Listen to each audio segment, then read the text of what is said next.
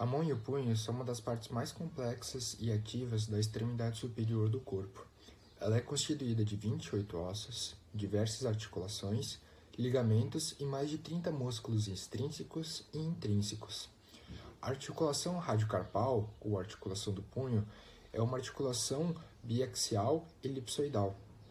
E o rádio ele se articula com o escafoide semilunar numa posição de repouso, ele permanece na posição neutra com discreto desvio unar. Os movimentos dessa articulação são pronação, supinação, desvio unar, desvio radial, flexão e extensão do punho, com os demais movimentos do antebraço e da mão. E também temos os nervos que fazem inervação dessa estrutura. Então temos o nervo radial, que controla a extensão e a abertura do polegar e dos quirodáctilos.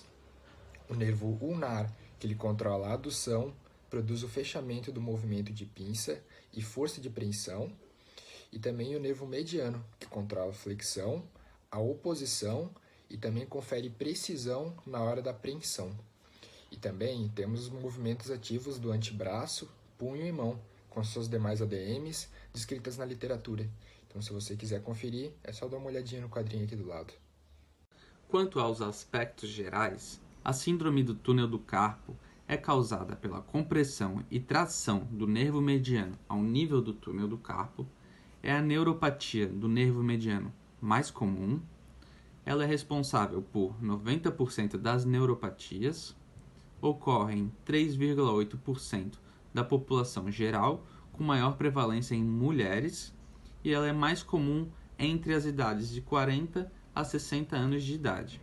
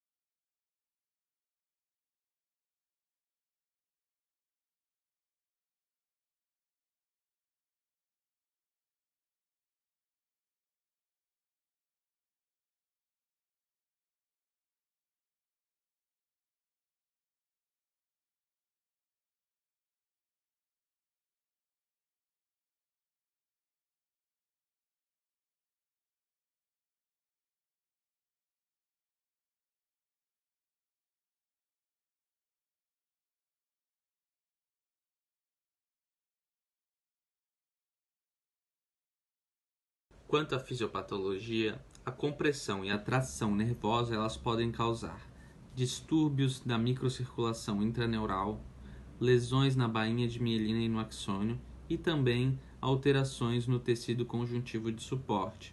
Aqui em cima tem uma imagem ilustrada, uma mão na palma da mão e a outra é o dorso da mão.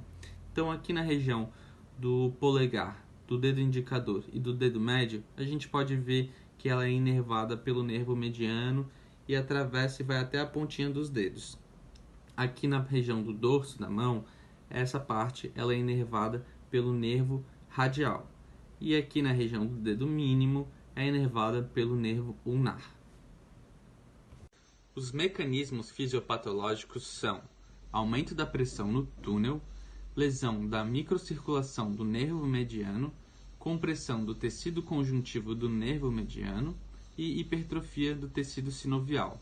Aqui nesse estudo acima, ele mencionou que quando o punho está em posição neutra, a gente tem uma pressão aqui no túnel do carpo de, em média, 32 milímetros de mercúrio. Quando a gente faz uma flexão, já com o punho fletido, a gente tem uma pressão de 94% de milímetros de mercúrio, já em uma posição com um punho estendido, em extensão, geralmente quando a gente fica usando o mouse ou o teclado, a gente já chega a 110% de milímetros de mercúrio de pressão.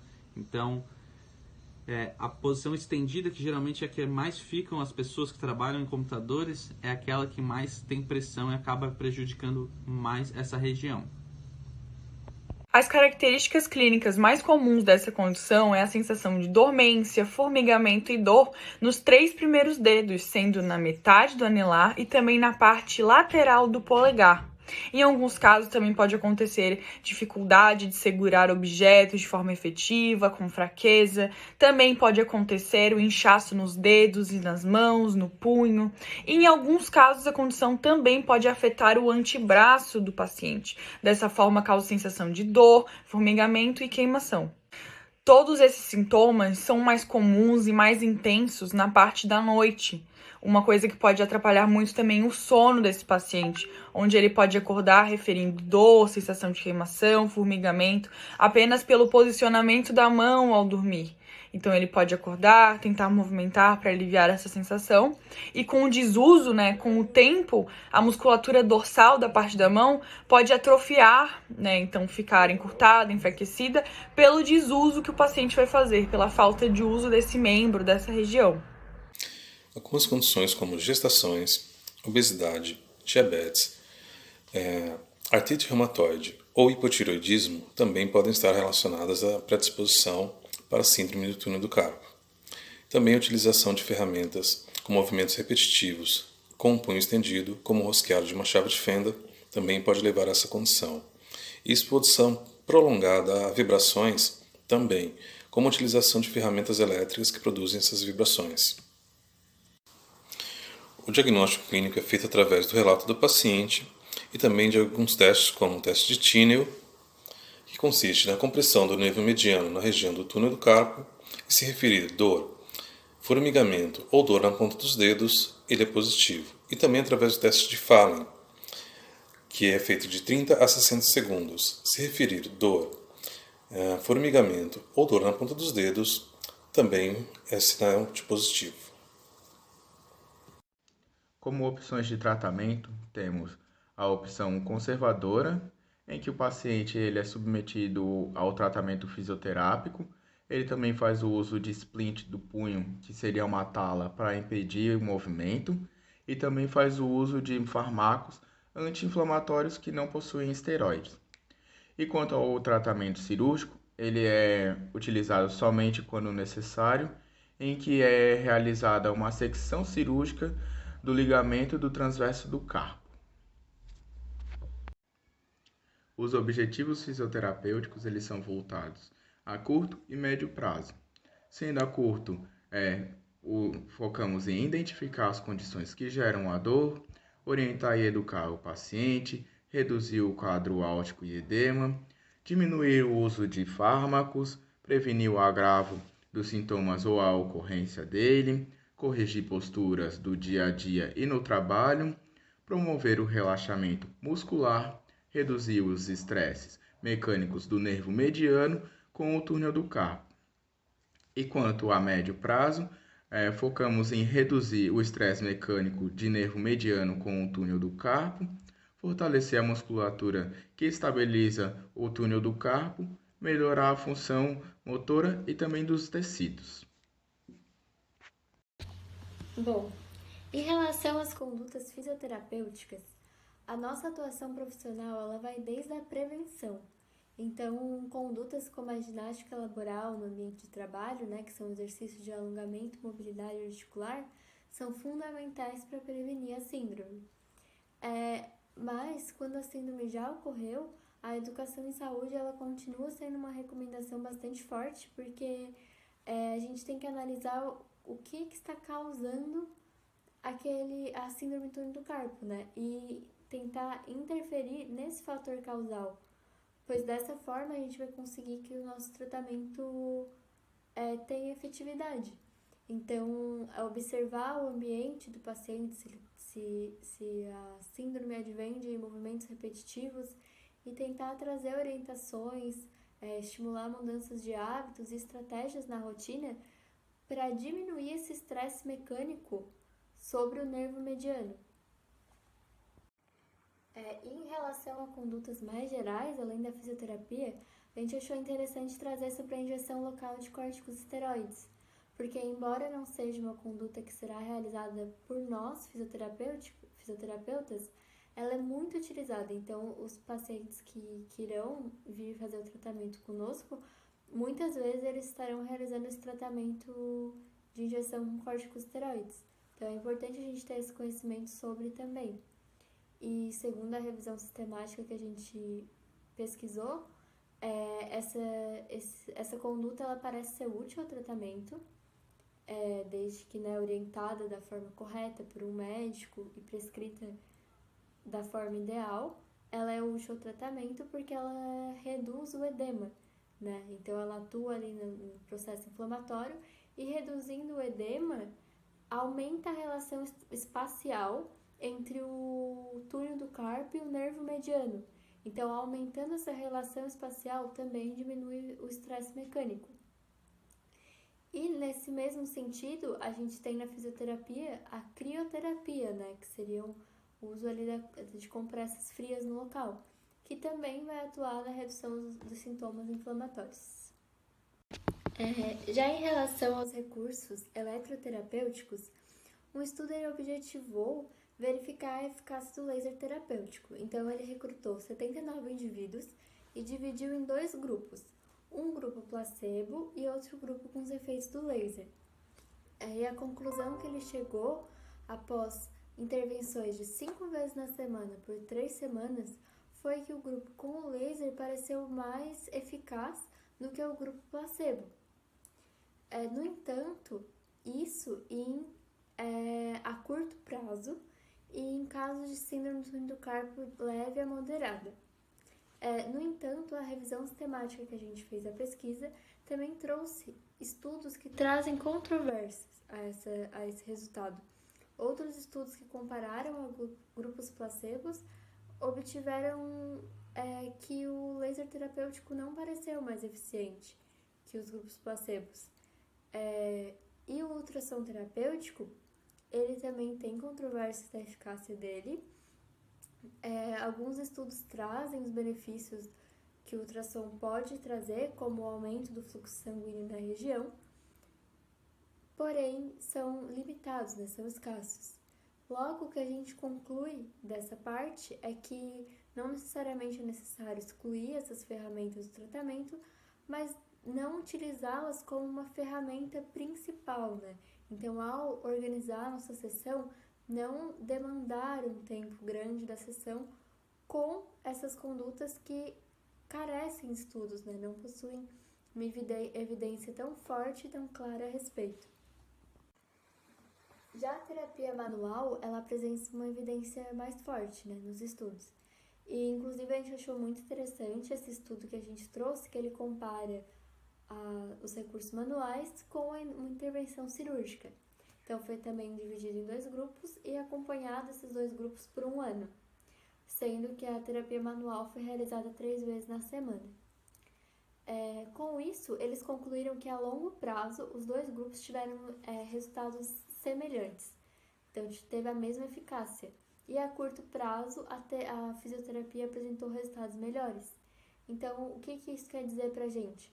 Que a cirurgia tem que realmente ser para casos muito necessários, casos graves, porque senão, com as nossas condutas, né, no caso aqui da terapia manual, a gente consegue alcançar os mesmos resultados a longo prazo. E o estudo trouxe a foto de alguma das intervenções que foram realizadas, né? Então, a gente pode ver ali manipulação do músculo escaleno anterior, da aponeurose biceptal. Daí eles também fizeram alongamento do ligamento transverso do carpo e deslizamento do tendão do nervo mediano ali na última foto. Então foram algumas intervenções que eles utilizaram.